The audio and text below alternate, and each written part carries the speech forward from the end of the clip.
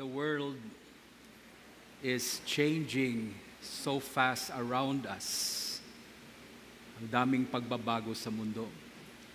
Etong nakaraan na mga araw, nagkaroon ng sunod-sunod na pagbagyo na bagong itsura ng mga karsada natin. Iba ng itsura ng highway. And it's changing fast. Parents, tinitingnan natin yung mga anak natin, buong buhay nila, tinuruan natin silang magsalita, di ba? Maliit pa yung mga bata, you teach them how to speak. Ngayon, nagugulat na tayo dahil sumasagot na sa atin. Ngayon, tuturuan naman natin, huwag magsalita. Okay? So maraming pagbabago. Sumasagot na yung mga bata. Yung unang turo mo, magsalita sila, di ba? Dahil ayaw magsalita yung bata, turuan mo magsalita, turuan mo. Nung marunong na magsalita, ay sumasagot na sa'yo. Ngayon sasabihin nyo, huwag kang magsalita. Okay? It's changing very fast. That's why, if we are not careful, matatangay tayo sa agos ng pagkilos ng mundo. And it's so rapid, it's so fast. And because we get caught up in the flow, we get so stressed out. No? Paggising sa umaga, we are so in a hurry. If we do our prayers, sign of the cross na lang. Okay? Yung iba, pwede pang mag-thank you, Lord. You know, sign of the cross, thank you, Lord. O iba naman, sasabihin na lang kay Lord, Lord ha? Hindi ko alam kung anong ibig sabihin nun. Sa sobrang busy, sa sobrang nagmamadali tayo. That is why in church, every Sunday, kung napapansin ninyo, ang bagal kumilos ng mga ministers natin. Because all of us, papasok pa lang tayo sa simbahan, nagmamadali na tayong lumabas. We're so in a hurry. May gagawin pa tayo, may gagawin pa ako. So, fine. We do not take time out to really reflect on the things that is happening to us. Kaya maraming bagay sa buhay natin, natatakot tayo, nasa-stress tayo, kasi hindi natin nauunawaan. Paano mo naman maunawaan? Nagmamadali ka palagi. There are things in life that it takes time, you need to slow down so you can understand. And we don't want to do that. Not even in church. Pagpasok natin sa simbahan, gusto nating maunawaan natin ang Diyos. Bakit hindi sinasagot ang prayer ko? I want to understand. I want to know why God is not answering my prayer. And I want it now. And where to hurry, pagpasok natin, Lord, sagutin mo na ako dahil lalabas na ako. No, I need to go somewhere else. That is why sinabi ko sa mga ministers, okay, pag linggo, lumakad kayo ng mabagal. Bagal. So lahat ng tao nakatingin sa kanila, parang bilis. Hindi po sila bibilis. Why? Because I want us every Sunday to slow down our pacing in life. Sayang masyado nagmamadali. You know? That's why everybody walks slowly. Pagdating dito, pag nag-pray tayo, mabagal, hindi ko binibilisan.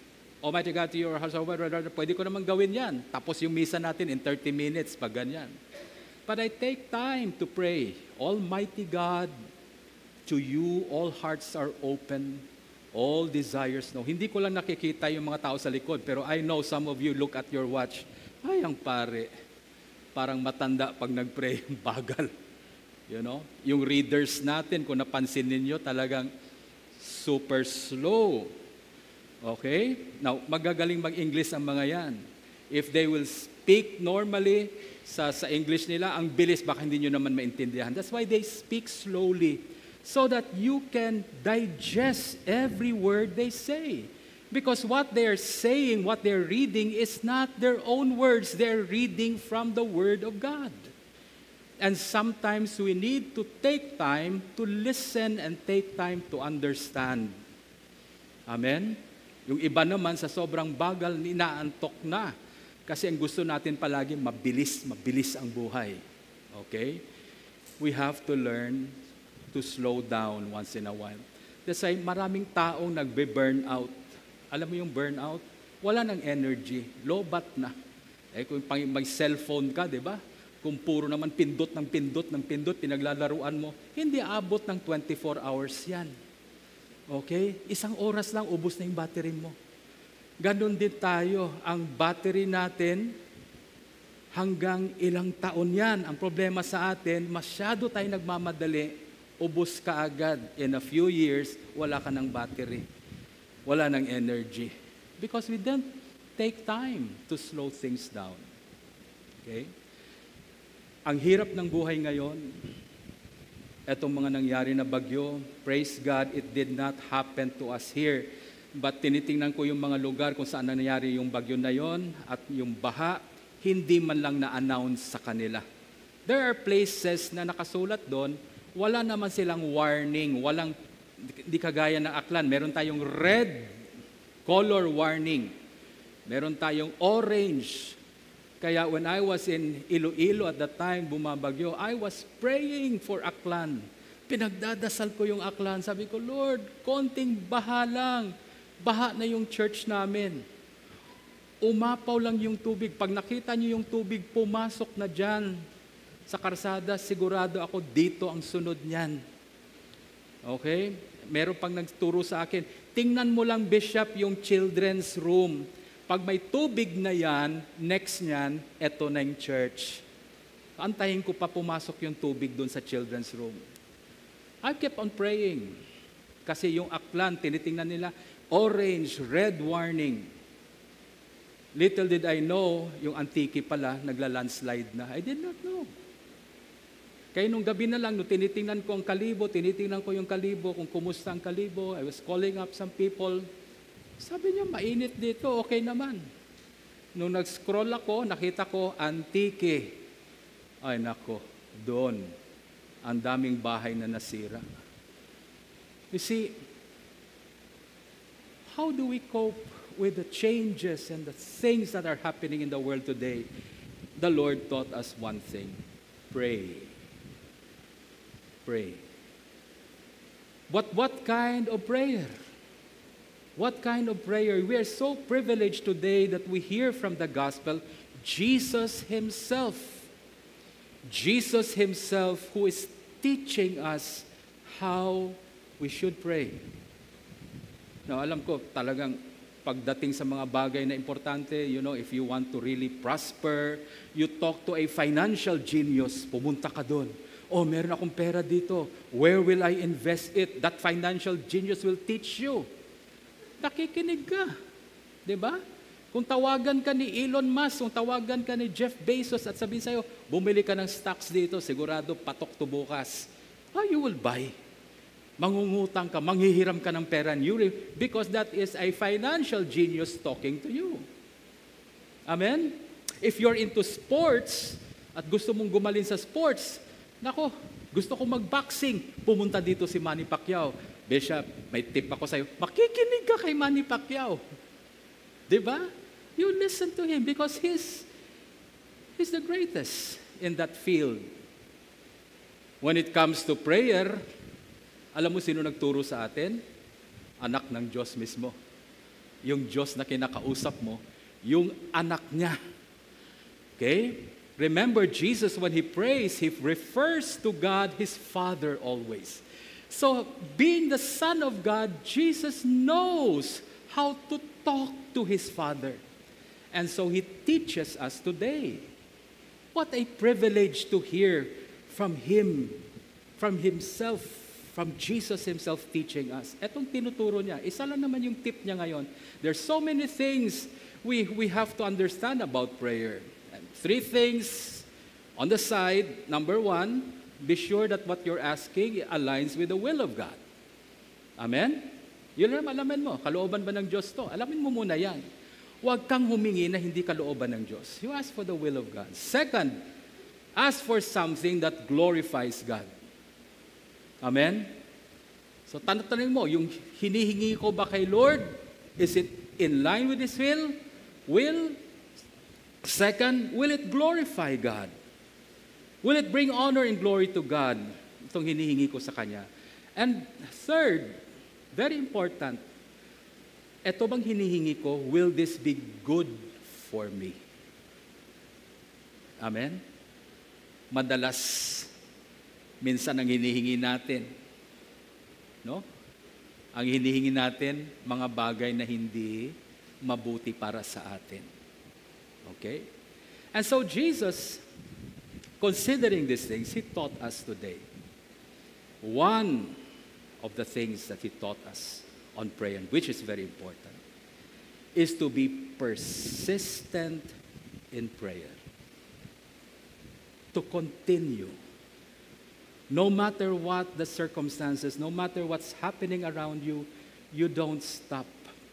That's why isusulat ko na lang yung acronym niya. So you will go home and you will remember this. Sabi ng isang author, when you come to God, always push. Push. Diba? Push. What is push? P. Pray until something happens. You don't stop. When it comes to asking God for something, when it comes to petitioning God and beseeching God, you push. You pray and pray and pray until something happens. The problem with many Christians today is they ask, and when they don't see any result, they stop asking. And they try to do it their way. They try to manipulate things around them para makuha nila yung gusto nila. And in manipulating things around you, what happens is makukuha mo talaga minsan yung gusto mo, pero yung ayaw mo rin, makukuha mo rin. You also get what you don't want. But if you stand in your covenant with God, and God taught us just to pray, you ask your Father, you come to God, you ask Him. Walang manipulation. It is about relationship and covenant. I ask. If you don't answer me, I will not have anything. I will do my part. Gagawin ko yung part ko. But this is something that I bring to you. Okay? I found my Bible, my first Bible na binigay sa akin ni Bishop Ricardo. When I first came to Kalibo, didn't have a Bible. And first time kami nag-usap, ang unang tanong niya sa akin, sabi niya, do you have a copy of the Bible? And I said, no, I don't have. This is brand new, naka-plastic pa to. Kinuha niya, sabi niya, it's yours. So, nagulat ako, bakit bagong-bago, binigay lang sa akin. And I've read this Bible during my early months and years of my Christian walk. Ito yung Bible na ginagamit ko. And I found it recently. I do not know kung lumitaw lang siya. Nakita ko na siya, nandun na sa table ko. And I'm glad that it's here already. And I would like to read the gospel again from this translation. Itong sinasabi dito. And Jesus said to His disciples, suppose one of you go to a friend's house at midnight and say to him, friend, let me borrow 3 loaves of bread. A friend of mine who is on a trip has just come to my house, and I don't have any food for him. And suppose your friend should answer from inside, don't bother me. The door is already locked, and my children and I are in bed. I can't get up and give you anything. Well, what then? I tell you that even if he will not get up and give you the bread because you are his friend, yet he will get up and give you something you need because you are not ashamed to keep on asking. You know? He talks of a friend. You know? Ang kaibigan, pwede kang tanggihan. Pwedeng hindi. I remember many years ago, my brother, younger brother, came home very late at night. Very late. So ang rules namin sa bahay, pag late ka na, lock na yung pinto. Hindi ka makakapasok unless gisingin mo ang tatay namin. Pag nagising yung tatay namin at siyang magbukas ng pinto, hindi ka na rin matutulog. Makikinig ka ng sermon hanggang umaga. So yung brother ko, ayaw ng ganyan, so akong ginigising niya. So nandun siya sa tapat ng bintana, sumisigaw sa akin, pero yung sigaw na mahina, kasi baka marinig ng tatay namin. So sabi niya, Dong, pakibukas ng pinto. The first time he shouted, I already heard him. Yun lang, ang sarap na ng tulog ko. Okay, I don't want to wake up. I mean, kasalanan mo yan. Ginabi ka, diyak ka matulog sa labas. So ayaw kong gumising. Pero ang kulit, sigaw ng sigaw. Mamaya naririnig ko, binabato na yung bintana. I can hear stones at the window. Iniisip ko, sige, basagin mo. Bahala ka, hindi ako magigising. At natulog ako, I continue to sleep. Then, finally, may naramdaman ako sa tabi ko, may tumutusok. Pagtingin ko, nandun siya sa bintana, nakahawak sa tubo ng tubig, may dalang kahoy at tinutusok ako. Sabi niya, buksan mo ako, buksan mo ako. So hindi pa rin ako gumising. I pretended na, wala. And he kept on doing it, sige lang ng sige, walang hiya. At that time, I don't consider him my brother anymore. He's not my brother, he's not my friend, but he kept on poking me with that stick. Finally, sa sobrang inis ko, bumaba ako. At binuksan ko yung pinto. Pagbukas ko ng pinto, sabi niya sa akin, dahan-dahan lang, magigising si Daddy. So pag-akyat ko, linakasan ko yung paa ko para magising yung tatay ko. Well, anyway, I have no plan to help him. At that particular time, hindi ko talaga siya tutulungan, but he was so persistent. And even though wala akong gana, wala akong planong tulungan siya, tumayo ako because I was so annoyed and so irritated that if he will not stop, ako naman yung mapapagod, hindi ako makakatulog. And so I have to respond. This is what Jesus was talking about. Sabi niya, you ask and you shall receive. Seek and you shall find. Knock and the door shall be open. Inulit pa niya. Now sa Bible, pag inuulit ng Diyos yung sinasabi niya, makinig kayo ng maigi, that is important. When God repeats things He said, at ulitin niya, you better listen because that is important.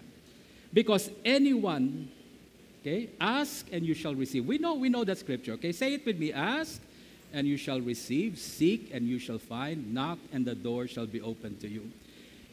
There is a translation in the Amplified Bible which is very close to the Greek. Etong sinasabi dito, keep on asking and you shall receive. Keep on seeking and you shall find. Keep on knocking and the door shall be open. For anyone who keeps on asking will receive. And anyone who keeps on seeking will find. And anyone who keeps on knocking, the door shall be opened to him. So what is he trying to imply here? Do not stop. Keep on praying. Okay? In my life, I look back. Many times now, I would look back in my life. I found out just recently that everything, all my prayers were all answered by God. Do you know that? Tiningnan ko. There was never a time na yung prayer ko hindi sinagot ng Diyos. All my prayers, all that I have asked God, He answered me. But I did not receive everything I asked for. Okay? Lahat ng panalangin ko, sinagot ng Diyos. Pero lahat ba ng hiningi ko sa Kanya, binigay ba? Hindi rin. But He answered my prayers. You see, if we keep on persistently praying, if it works on a friend who is reluctant to help you, it works. Even on someone who is reluctant, how much more will it work on a God who is not reluctant but more than willing? Jesus is teaching us that we are not in prayer, we are not trying to lay hold of God's reluctance. Hindi natin binubunong braso ang Diyos dahil ayaw niya. We are trying to lay hold of God's utmost willingness. But we just have to keep on praying. Now, itong turo na isang pare, sabi niya sa akin, when God answers our prayers, first, He gives us a direct answer sometimes. Direct. Anong direct answer? Yan ang gusto nating lahat. Pag nag-pray tayo at humingi tayo sa Diyos, we like to have a direct answer. Right? Anong tawag natin sa direct answer? Yan ang tinatawag nating answered prayer. A direct answer, sometimes when you ask God, His answer is a much desired yes. Have you experienced that? When you prayed, yung pinaka-desire mong marinig, ang sagot ng Diyos, yes ka agad. That is direct. That's a direct answer to your prayer. But there are times when you ask God, another D, we experience denial. Sometimes when we ask for things, His answer is a merciful no. Amen? A merciful no. There was a point in my life I got so distressed. I got so frustrated, so disappointed in my life. I knelt down before God, and this is what I said to Him. Lord, take me today. Kunin mo na ako. Pagod na ako. Did God answer my prayer? Yes, He did. His answer is no. No. Denial. Because sometimes there are things that we ask God for in our life that is not good for us. And in His mercy, kaya sabi ko, mercifully He says no. Naawa na lang siya sa'yo. That's why He says no. Merong isang seaman na tumatawag sa akin palagi. Sabi niya, Father, ipag-pray mo ako, makasakay kaagad ako sa barko. So dasal kami ng dasal ng dasal. Allah, sige ng dasal. Tapos minsan pupunta pa siya sa akin, sasabi niya, dasal tayong dalawa. O dasal kaming dalawa. You know, with matching uplifted hands pa, Lord, pasakayin mo na siya sa barko. Lord, thank you. Hindi talaga nakasakay. 7 months after, walang result. Denied siya, hindi siya pwedeng sumakay. After 7 months, nag-umpisa na yung COVID pandemic. Nag-COVID pandemic. Now, just imagine kung sumakay siya sa barko, nandun siya sa labas, mako-COVID siya at mamamatay siyang mag-isa. So, hindi natuloy. Pagkatapos ng COVID, everything, humupa na yung COVID, pinatawag siya ng kumpanya, now he's traveling. Nandun na siya. Nasa barko na siya. Okay? God said no. Amen? Meron din akong kilala na lumuhod pa kaming dalawa. Pinagpe-pray niya, Lord, sana itong mapangasawa ko. Sana itong mapangasawa ko. Ang luhod ng luhod. Ang sagot din ng Diyos sa kanya, no. Sabi ko, ilay hands mo kaya. Pero ingat ka, baka masampal ka. No. Okay? Denial. Second D is denial. The first is direct answer. God says yes, sure. The second is when God says no. Mercifully, no. That's denial. The third, ano yung pangatlo? When you ask from God, the third D is delayed. Sometimes when you ask God for something, His answer is a faith building, not yet. Huwag muna. Amen? Amen. Delayed. Sa ating kasi pag-delay, anong sinasabi natin sa Diyos? Huwag na lang. O, tampo na, di ba? Huwag na lang. Lord, gusto ko makapag-asawa ngayon. Ngayon. Sabi ng Diyos, huwag muna. Delay. Lord, gusto ko na mag-asawa ngayon. Hot na ako. Ready na ako. At Lord, this is my perfect time. This is my moment. And God says, not yet. Huwag muna. Iho, wala ka pang trabaho, mag-aasawa ka na. Ano ipapakain mo sa anak mo? Tsinelas. Okay? So God, He wants to build your faith up.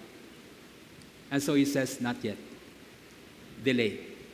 And number 4, this is very important. Number 4 is different. Different. Fourth D is different. It is a time when you ask God and God says, just trust me. Just trust me. Lord, etong gusto ko, Lord. Just trust me. Amen? Different. So, gaya ng isang tao na yun, kinakausap ko sa inyo. Gusto niya mag-asawa. May nagustuhan siyang babae. Maganda. Check-chi. So sabi niya, ito na yung perfect wife. Pray siya ng pray. Hindi sumasagot ang Diyos. Nabusted siya. Yung babae na yun, nabuntis. Yung babae na yun, nagkaroon ng maraming relasyon. But he was not able to marry that girl because he found someone who took care of him. Someone who managed his home well. He was praying for a particular girl. God gave him a different person. Much better. Different. Minsan, ang hinihingi natin, hindi yun ang ibibigay ni Lord. Pero just trust God because He will give you something even more important. Amen? Ayaw natin eh. We don't really trust. God can and is able to give you more than you can ask or even imagine. When we were in college, I have a friend, palagi siyang humihingi ng motor. Dasal siya ng dasal. College student kami, ako, finance ako pag nag-aaral. Alam niyo yon? Finance ka to go to school. May financier ako, tatay ko. Sinisweldohan ako para mag-aral. Sinisweldohan ako para mag-college. Siya, working student. Nagtatrabaho sa labas, pagdating sa school, janitor siya ng school. Pero itong sabi niya, one of these days, bibili ako ng motor. Gusto niya yung Yamaha na motocross. Sabi niya, bibili ako niyan. And so he studied hard, he worked hard. A few years later, moved forward, nung nakita kami, he invited me for dinner. He already drives a Mercedes-Benz. Sabi ko, nakuha mo ba yung motor mo? Sabi niya, hindi talaga binigay ni Lord. Mercedes ang binigay. Sabi ko, mas okay. Mas okay yan sa Yamaha na motocross, yung Mercedes-Benz mo. And he drives it. The answer was different. The answer was much better. Way beyond you can ask or imagine. God can give you that. Amen? But it all begins with asking. Notice nyo, you keep on asking, you shall receive. Keep on seeking, you shall find. Keep on knocking, and the door shall be opened to you. It is a command from Jesus. Jesus himself who prays to the Father, who knows how to pray, he said, you ask. Ano ibig sabihin ng asking God? Bibigyan mo ba siya ng listahan ng mga gusto mo? Will you give God a list of your groceries? Lord, etong listahan ng gusto ko. I will ask because you said you will ask. No, hindi yun ang heart ng Diyos. How many of you know that even before you can ask, God already knows what you need? Sino sa inyo nakakaalam niyan? Hindi ka pa humihingi, alam na ng Diyos kung anong nasa listahan mo. But what does God really want when He tells us you keep on asking? You ask. What is He trying to tell us? He wants us to pour our heart on Him. That's why the second part of the parable Jesus was teaching, not a friend anymore, but a father. You who are not perfect, you who are sinners, pag humihingi yung mga anak nyo, you give them the best always. How much more your Father in heaven? He's not a friend only, He's a Father.